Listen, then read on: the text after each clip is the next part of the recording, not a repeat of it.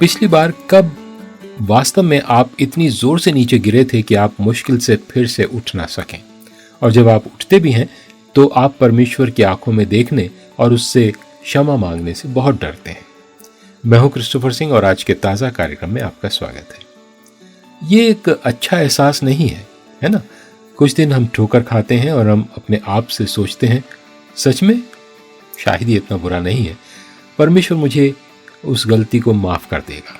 लेकिन अन्य दिनों में हम चीज़ों को इतना बिगाड़ते हैं कि विचार, वचन और क्रम में रिश्तों को नुकसान पहुंचाते हुए, ईश्वर का अपमान करते हुए, भले ही हमारे दिन की शुरुआत सही करने के इरादे से हुई हो, लेकिन होता नहीं है और उसकी शर्मिंदगी हमारी भावनाओं को भर देती है। हम पूरी तरह से समझते हैं कि हमें बेहतर जानना चाहिए था, क्योंकि यीशु ने हमें पाप से मुक्त करने के लिए अपना सब कुछ दे दिया। यदि आप उन पर विश्वास करते हैं तो आप सिद्धांत को जानते हैं, लेकिन मसीह के लहू ने आपको सारे पापों से शुद्ध कर दिया है। दूसरे शब्दों में, यदि आप अपना विश्वास यीशु में रखते हैं तो आपको परमेश्वर द्वारा स्वतंत्र रूप से क्षमा कर दिया जाता है। लेकिन शर्म के उस पल में उस शक्तिशाली सच्चाई से कोई फर्क नहीं पड़ता।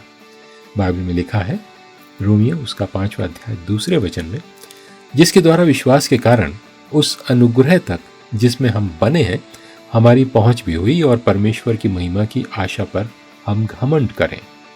यीशु में आपके विश्वास ने आपकी प्रारंभिक क्षमा के अलावा, जब आपने विश्वास किया था, आपको इस अनुग्रह तक पहुंच प्रदान की है जिसमें आप अब खड़े हैं और बढ़ रहे हैं।